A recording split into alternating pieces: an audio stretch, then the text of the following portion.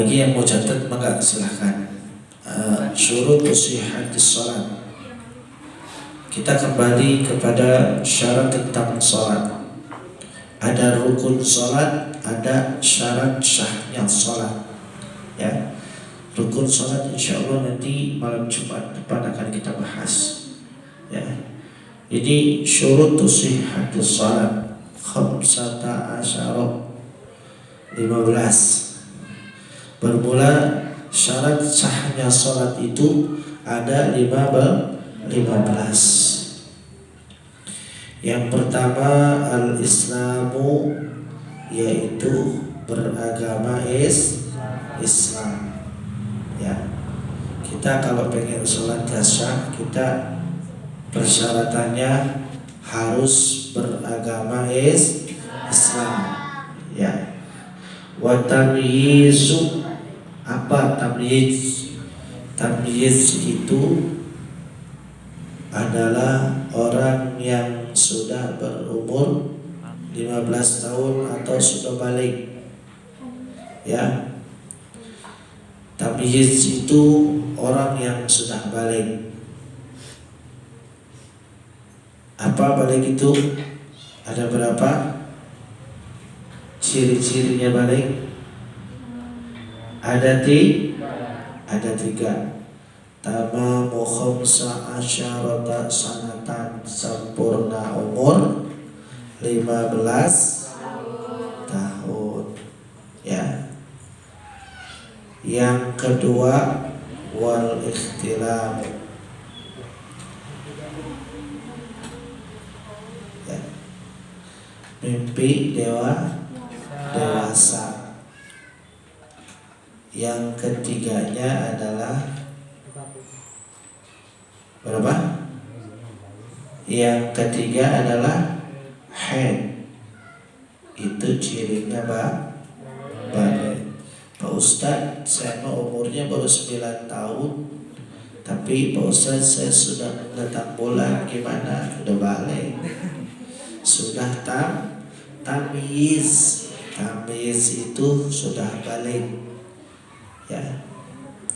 Pak Ustadz, saya makan laki-laki, ngapain saya belajar tentang haid? Kita wajib belajar. Karena apa? Kita akan jadi seorang suami. Ya. Kalau istri kita dalam keadaan halangan, datang bulannya itu jam berapa, hari apa, jam berapa, ya, kita harus tanya, harus tahu, harus tanya. Kalau kita enggak nanya, kemudian istri kita juga enggak tahu menahu, nanti yang masuk neraka bukan istrinya, tapi suaminya dulu. Karena apa? Di dunianya enggak dikasih tahu. Kan suami istri mah enggak usah ada malu-malu lagi, ya. Dulu waktu pacaran nih, Kang Irfan kalau lagi pacaran mau kentut juga ditahan.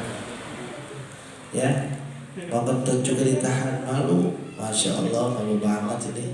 Padahal perutnya mules banget, pengen buang angin, ditahan karena malu. Nanti si teteh maluan. Ya, tapi kalau sudah jadi suami istri mah nggak ada kayak gitu. Ya, begitu juga tentang ilmu agama. Kita jangan malu dan suami juga jangan malu untuk menanyakannya. Karena apa? Tanggung jawab seorang suami. Istri kita sudah sholat apa belum? Ya, terbuka atau tidak auratnya? Kita harus lihat dan kita harus periksa. Karena apa? Ada seorang wanita yang setiap harinya sholat, gak pernah ketinggalan 5 waktunya, apalagi sholat sunatnya, apalagi sholat malamnya gak pernah ketinggalan. Sedekahnya rajin, puasanya rajin, bahkan ngajinya pun rajin. Kenapa? wanita tersebut ada di dalam nerakanya Allah Subhanahu wa ta'ala. Karena apa? Setiap harinya auratnya terlihat oleh laki-laki yang bukan mahram. Na'udzubillah summa na'udzubillah min. Jadi tidak terasa sama sedikit ya. Suaminya pun ikut masuk neraka, padahal suaminya nggak tahu menahu. Dikarenakan sebagai seorang suami, tanggung jawabnya dunia akhirat, bukan hanya di dunia doang, tapi akhirat pun ya, menjadikan suatu tanggung jawab seorang suami. Ya, kita sebagai seorang suami harus banyak-banyak bertanya sama istri, udah sholat belum? Walaupun kita dalam keadaan pekerjaan di tempat kerja, ya, kewajiban seorang suami untuk memerintahkan mengerjakan sholat 5 waktu, berbuat baik, ya. Teteh lagi ngapain? Lagi nonton TV, film apa?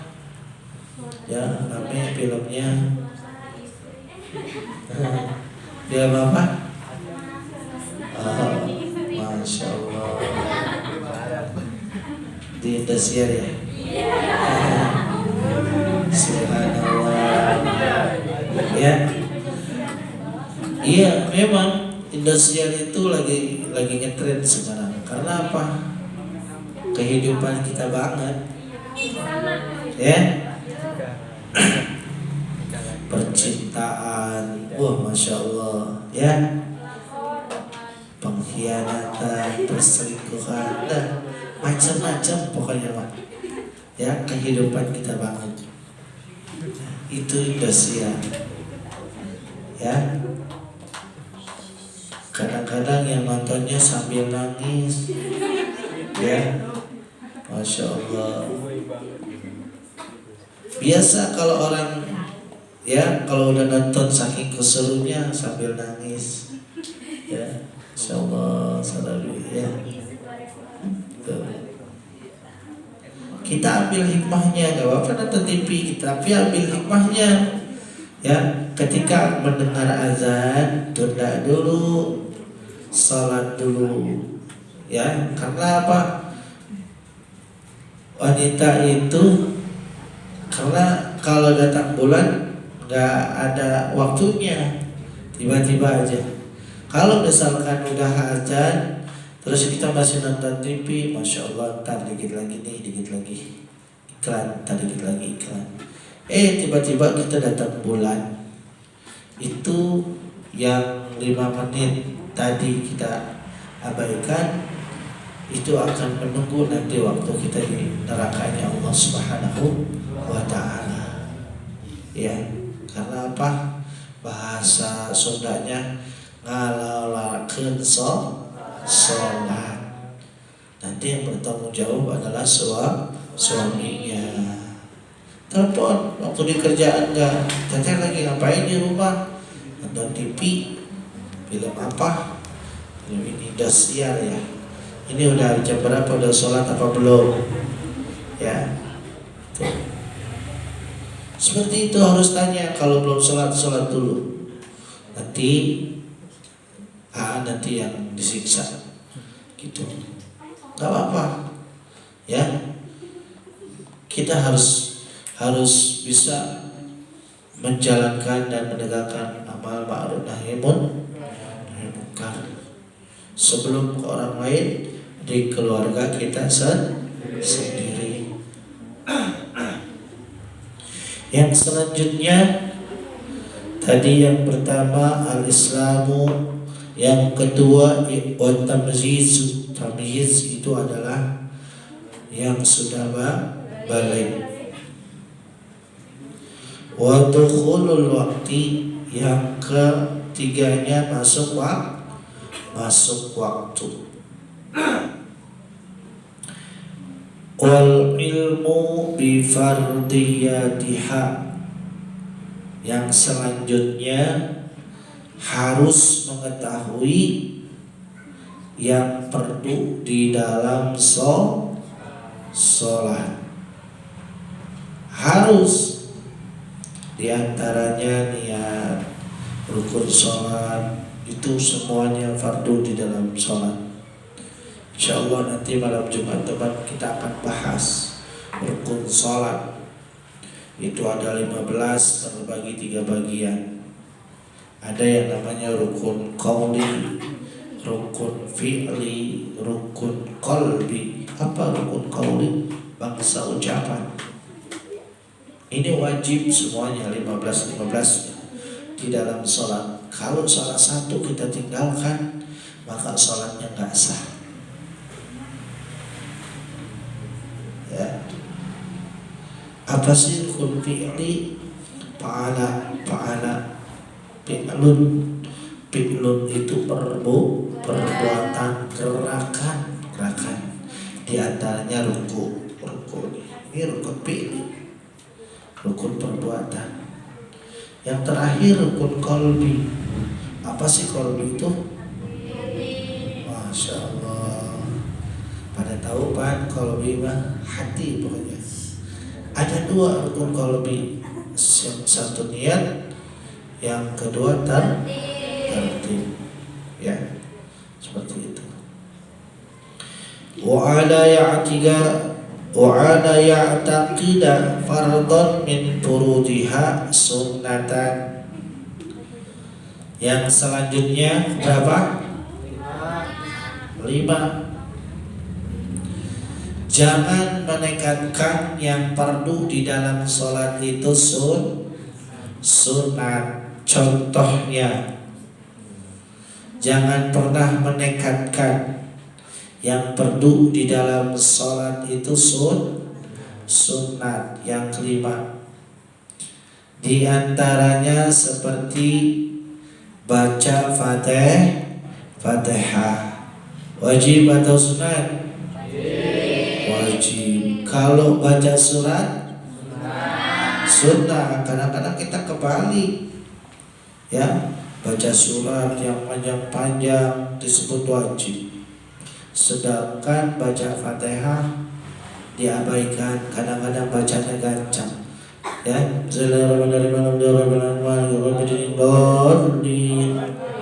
ya. Gimana kita mau selamat? Ya, gimana kita mau selamat? Sholatnya aja, Fatihahnya aja nggak diperhatikan. Ya. Ihdinas siratal mustaqim. Ya Allah, tunjukkanlah aku kepada jalan yang baik di dalam jembatan Syiratul Mustaqim. Bagaimana kita mau diberikan hidayah, ya, lewat jembatan Syiratul Mustaqim kalau bacanya balelol? Ya, seperti itu. Hati-hati. Salat itu jangan cepet-cepet, jangan pengen buru cepet-cepet. Santai baik, santai. Ya, santai, jangan buru-buru. Mau kemana sih? Ya, tuh. Yang selanjutnya, wat-taharatu, harus suci anin najasati, atau wat-taharatu anil hadasain, harus suci daripada dua hadas, hadas kecil dan hadas besar. Tuh, nomor berapa tuh? Nomor ke-6 apa ke-5? 6. Ini akhwat semua yang jawab nih. 6. Ikhwannya nih pada tidur apa pada main game nih? Sambil dong, edit foto. Nyatet gua. Ya, yang ke-6 harus suci daripada dua hadas, hadas kecil dan hadas besar. Di antaranya hadas kecil, buang air kecil. Hadas besar, buang air besar. Ya, hadas besar itu namanya.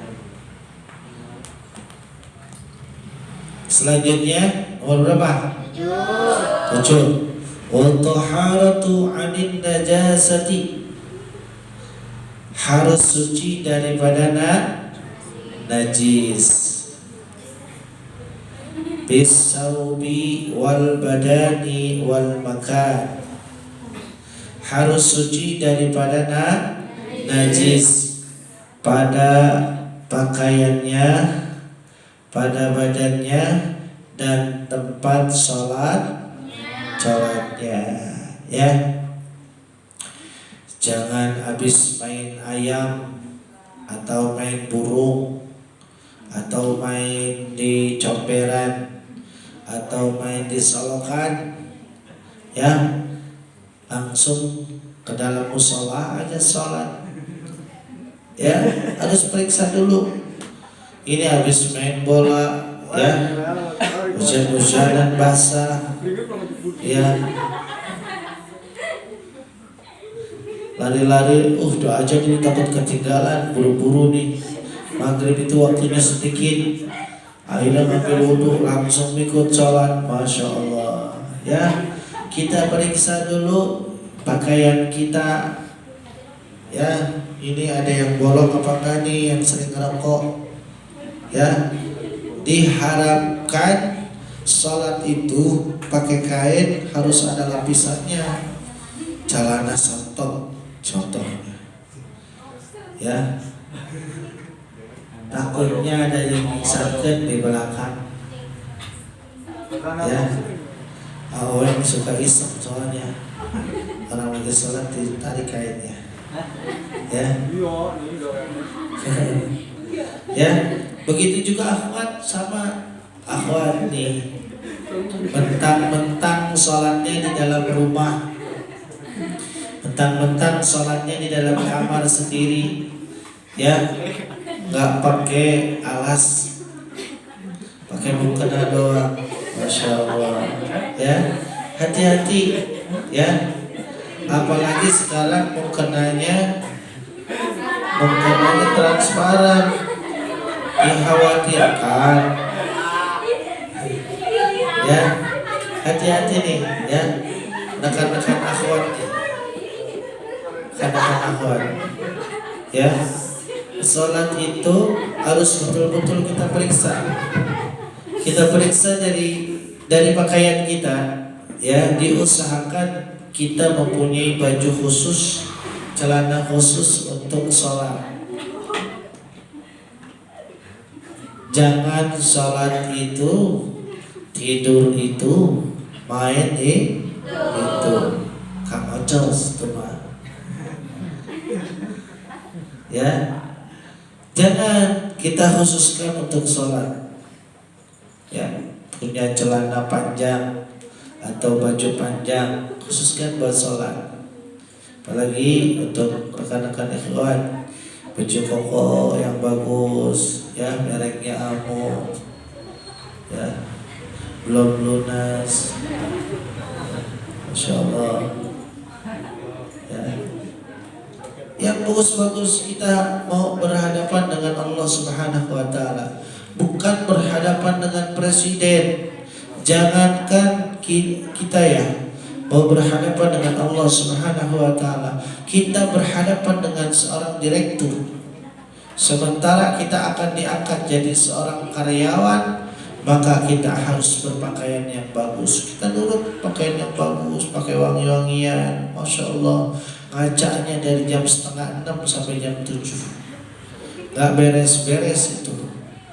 Begitu juga kita mau berhadapan dengan Allah Subhanahu wa Ta'ala, zat yang menciptakan tubuh kita semuanya. Kita mau berjumpa, seharusnya kita bangga dan kita senang. Ya Allah, saya akan berjumpa denganmu, ya Allah.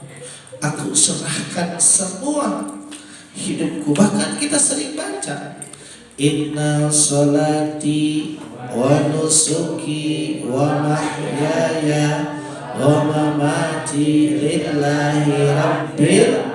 Semua hidup kita, rezeki kita, kematian kita semua serahkan. Hanya Allah lah yang bisa mengambil semuanya. Kita sering baca, kita sering diingatkan oleh Allah Subhanahu wa Ta'ala.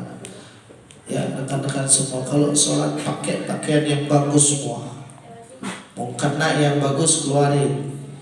Jangan dipajang, ini mah buat lebaran sayang. Itu mah dipakainya buat sholat id doang. Jangan. Salat wajib karena apa? Pakaian yang kita pakai ibadah kepada Allah Subhanahu wa Ta'ala ini akan berbicara nanti di yaumil qiyamah. Amin ya Allah ya Rabbal alamin. Batu cincin, semua sendal, ya, semua peci, tasbih, ya, tasbih nih, ngantongin tasbih kalau kemana-mana ngantongin. Gak apa-apa dikantongin doang karena ini ilmu yang saya dapatkan dari Al-Habib Fahmi bin Muhammad Al-Idrus.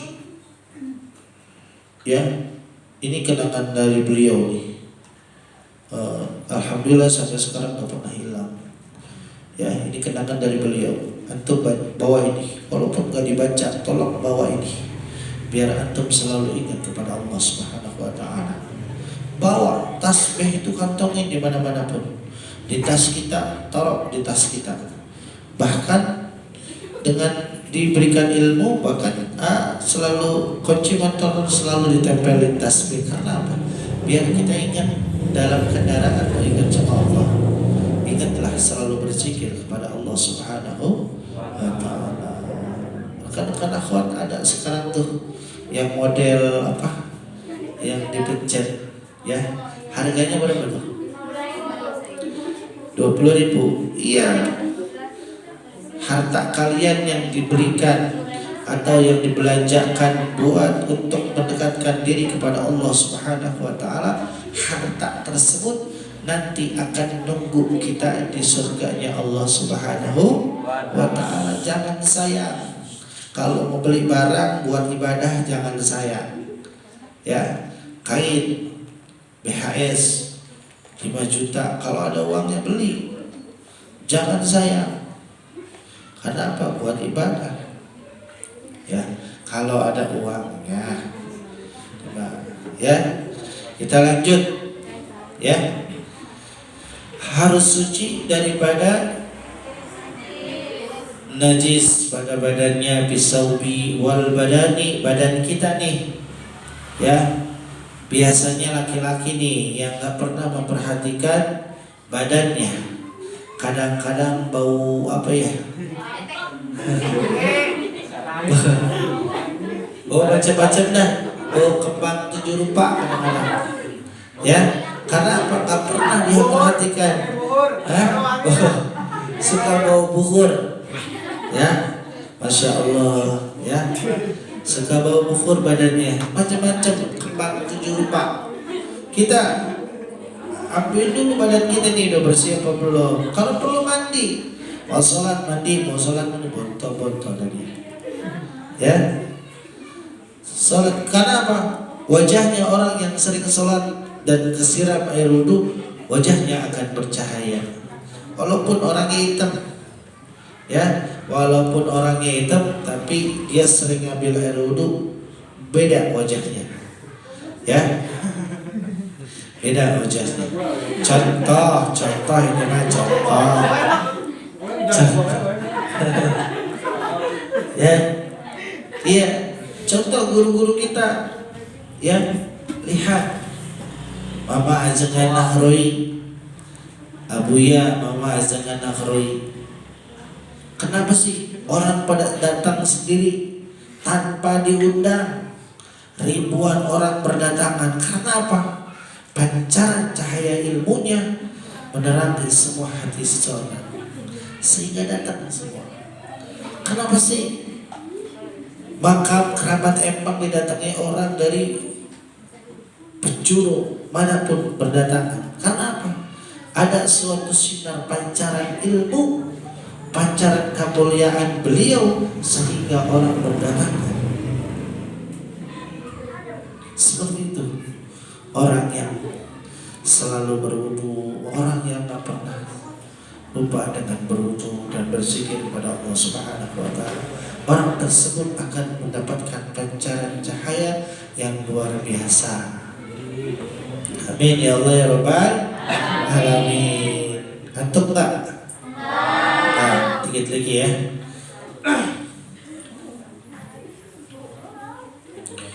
Wasatrul aurat, yang selanjutnya menutupi aurat. Tadi apa badannya ya?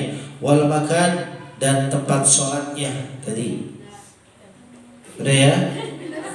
Tempat sholatnya periksa dulu. Mentang-mentang karpetnya bagus, apalagi kalau punya bayi di rumah, suka ngompolnya di mana-mana nih, pipisnya di mana-mana. Ya, saya minta kepada rekan-rekan, ya, kalau karpet yang sering kita pakai tidur, jangan dipakai sholat. Takut ya, Kang Ocos tidur ngompol nggak kerasa, ya, nggak kerasa ngompol. Ya, lupa membersihkan, kita sholat di situ. Ternyata tempat sholat kita ada najisnya. Terus ada kotoran hewan, misalkan kotoran cak-cak. Ya, cak-cak apa cicak? Cicak, ya, cak-cak bahasa ini, ya, bahasa ya, cicak. Ada kotoran cicak. Nih kalau misalkan kering itu cukup kita sapu aja, ya. Tapi kalau misalkan basah ini bahaya nih, ya, harus bersihkannya dengan air. Ada yang kering, ada yang basah. Kita harus periksa dulu tempat sholat kita. Jangan main sholat aja, harus periksa dulu kotor atau enggak. Kalau misalkan kotor kita sapu, ya, seperti itu.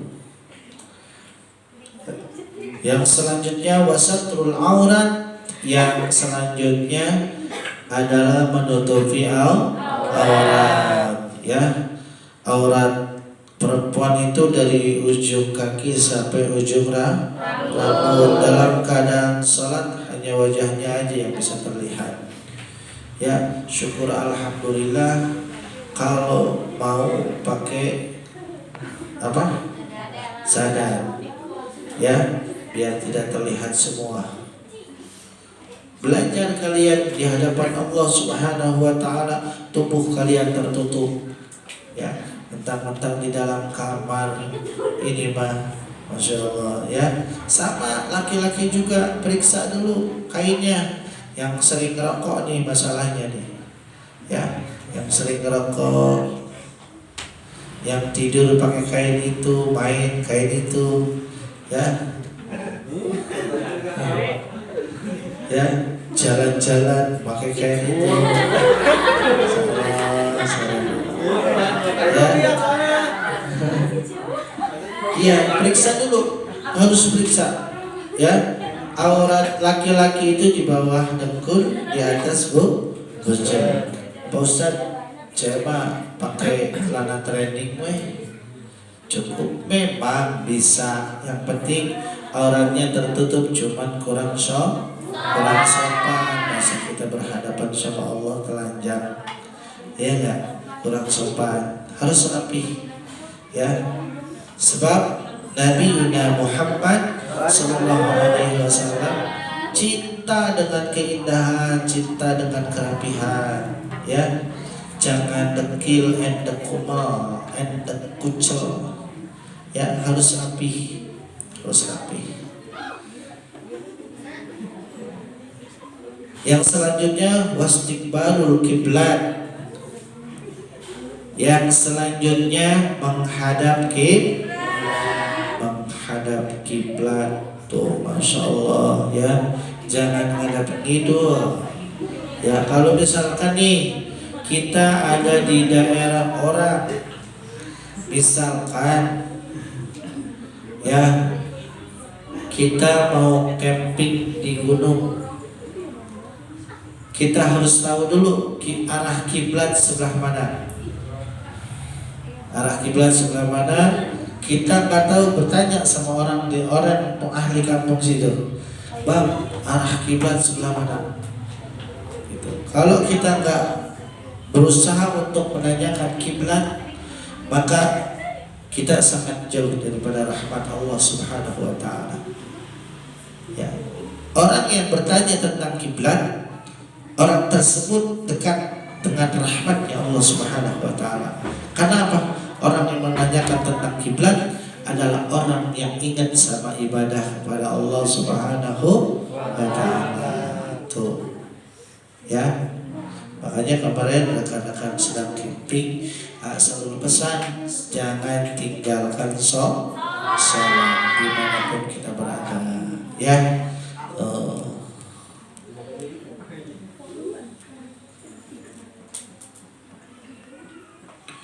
Yang selanjutnya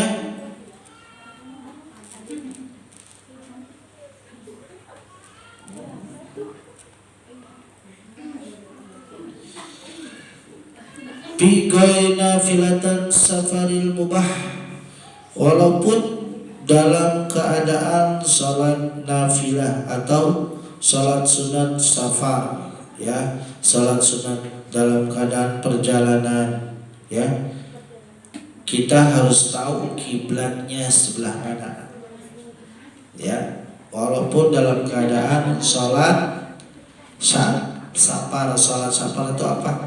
Salat dalam keadaan perjalanan, ya, kita harus menghadap kiblat. Wa salatu siddatul khauf, atau salat yang sangat ditakutkan. Siddatul khauf itu apa? Salat yang ketakutannya banget. Contoh nih, kita dalam keadaan perang, ngedenger azan, ya, ngedenger azan, kemudian kita sholat. Ternyata ketika kita mengucapkan Allah, baru mengucapkan Allahu Akbar, musuh datang. Ya, musuh datang.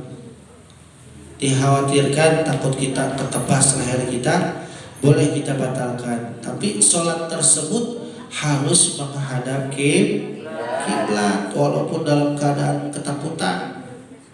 Sholatnya dalam keadaan ketakutan. Siddatul khauf itu adalah sholat yang dalam keadaan ketakutan. Contoh dalam keadaan perang, para sahabat, ya, dalam keadaan perang pun masih ingat, ya, tentang sholat. Kadang-kadang dalam keadaan ruku ditebas lehernya, ya, ada dalam keadaan sujud ditebas lehernya, dibunuh. Tuh, masya Allah, sakit seperti itu, ya. Wa tarkul kalam, yang selanjutnya harus meninggalkan perkataan. Apa sih meninggalkan perkataan? Ya,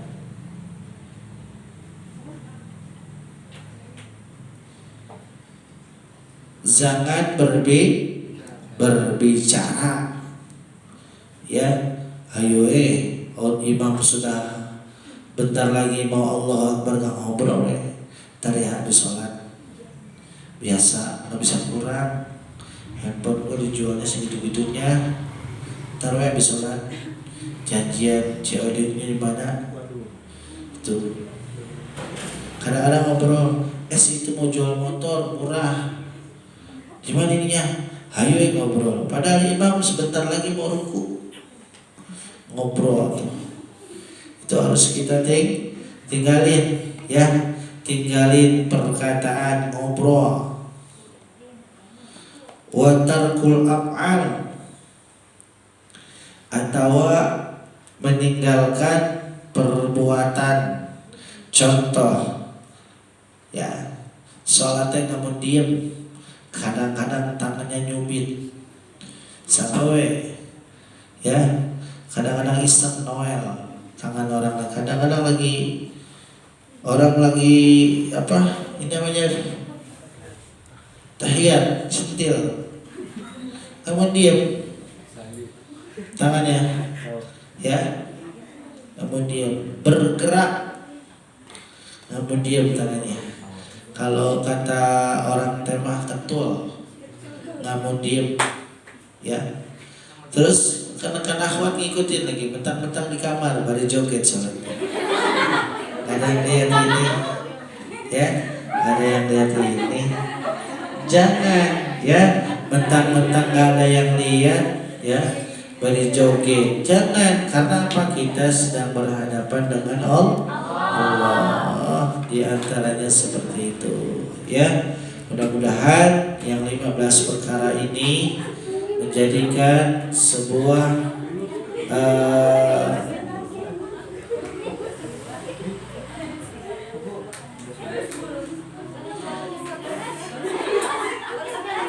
beberapa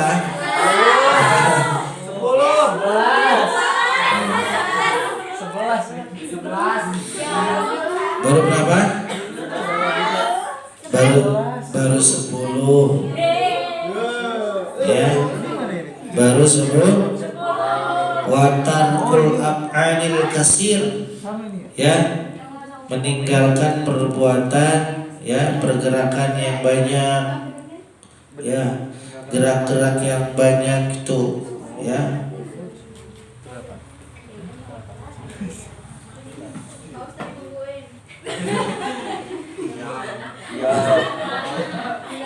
Udah. Watarkul akli wasyurbi, dan harus meninggalkan makan dan minum. Aduh, ini sholat Masya Allah ini 10 rakaat, atau ini sholat 4 rakaat zuhur capek banget ya, karena dari tadi ini 4 rakaat imamnya lama banget, aus, akhirnya ke teman, tolong ambilin minum dah, aus banget ini ya. Jangan seperti itu, nggak diperbolehkan ya. Harus meninggalkan makan dan minum dalam keadaan sholat. Kadang-kadang nih ya, anak cowok nih habis main layangan jajan gorengan, akhirnya ketemu sama Adaud, sholat dulu, sholat. Itu baru makan gorengan masuk ke dalam masjid Allah, baru makan gorengan itu ya. Ada pernah melihat anak kecil dulu seperti itu, sholat Jumat sambil makan cilok ya, itu Masya Allah ya, luar biasa. Nggak boleh itu ya, tidak diperbolehkan.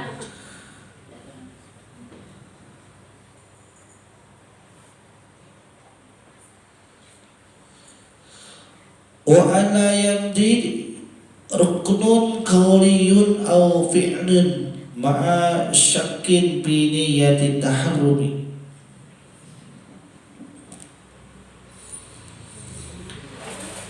Dan jangan meninggalkan rukun qauli atau rukun fi'li ma'a syakkin. Syakkin itu adalah ragu-ragu, bi niyyati taharrum. Misalkan nih, jangan meninggalkan rukun fi'li atau rukun qauli. Misalkan ini tahiyat, udah apa belum nih ya, tadi tuh udah tahiyat apa belum gitu. Terus ruku, aduh ini tadi udah ruku apa belum ya, baru ingat lagi nih ya. Ma'asyakin, serta banget ya, ragu-ragunya banget, ragu-ragu. Biniyati tahrum, niat tahrum itu seperti apa ya. Masya Allah, tadi teh udah baca Fatihah apa belum ya, udah ada, Allah menjadikan langkung uninga ini. Jangan seperti itu. Kalau misalkan kita nggak baca Fatihah dalam arti rukun sholat, maka kita disunahkan untuk sujud sahwi karena kelupaan. Jika ini rukun fi'li ya, rukun qauli, rukun ucapan. Ada rukun qauli, rukun perbuatan nih. Tadi teh udah belum ya? Rakaat berapa rakaat ini saya sholat tadi ini? Padahal mah udah mau selesai. Astagfirullahaladzim, ini gimana ceritanya dia? 4 apa 3 ini, apa terakhir apa gimana nih? Ya saya lupa, ngeblank pokoknya. Karena apa? Banyak masalah ya. Ya lagi galau. Ya biasanya kalau lagi galau macam-macam tuh sholat. Ngawur. Ya ngawur. Kalau misalkan kita tertinggal atau lupa rukun fi'li, rukun bangsa perbuatan, tadi ruku apa enggak ya, ruku apa enggak ya. Misalkan tadi baru berapa rakaat, 3 apa 4, 3 apa 4, itu harus ditambah 1. Ditambah 1 rakaat. Misalkan udah 4 rakaat nih, kita sujud, bangun lagi aja, tambah 1 lagi. Kalau misalkan kita lupa banget, ragu-ragu, ma'asyakin, ragu-ragunya sangat banget ya. Au yatula sama musyakin tuh ya. Wa ala yanwi qat'us salat,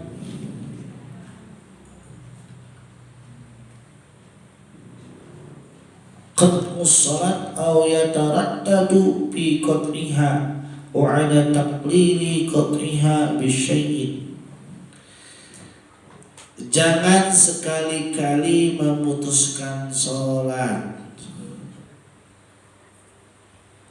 Tadadu min qat'iha, misalkan nih, saya lupa ini sholat 2 rakaat apa 3 rakaat ini ya, udah batalin sholatnya, udah pulang. Jangan seperti itu. Kalau kita lupa rukun fi'li salah satu, tambahin 1 ya, tambahin 1, tambahin. Jangan dibatalin sesuatu perkara. Aduh ini sholat teh, Masya Allah lupa mulu, gimana nih, males banget. Atau gini, atau punya niat ingin membatalkan sholat dengan suatu perkara. Misalkan nih, kalau misalkan lagi dalam keadaan sholat, kalau misalkan ini hujan hari ini, tinggalkan sholat baru 2 rakaat kan, pengen ngobe nih ya, itu udah batal sholatnya. Karena apa? Niat ingin meninggalkan sholat, niat ingin membatalkan sholat. Aduh, udah mau berangkat lagi ta'lim, Bang Oeng udah hidupin mobil ini. Kalau mobil udah hidup mah, ntar 2 rakaat ketinggalin aja dah. Tuh, baru 1 rakaat aja itu sholatnya sudah batal. Karena apa? Ya, wa ana yanwi khatmus salati, yaitu memutuskan sholat, menekankan sholatnya batal. Ya, seperti itu. Atau ragu-ragu dengan si imam. Si imam ini bacanya melehoi, pasti balelo ini imam. Nggak bener ini imam nih. Itu. Tuh, kita sholatnya nggak sah. Karena apa? Curiga sama si imam, nggak percaya sama si imam, maka kita nggak sah berjamaahnya. Tuh, faham? paham ya, insya Allah nanti akan kita lanjut ya, ab'adus shalah ya, insya Allah nanti rukun salat nanti akan kita bahas nanti malam Jumat depan ya. Mudah-mudahan ya perkara yang 15 ini menjadikan suatu motivasi buat kita untuk selalu ibadah, selalu berhati-hati lagi. Amin ya Allah ya Rabbal alamin. Mungkin dari saya cukup sekian, kurang lebihnya billahi taufiq wal hidayah. Assalamualaikum warahmatullahi wabarakatuh.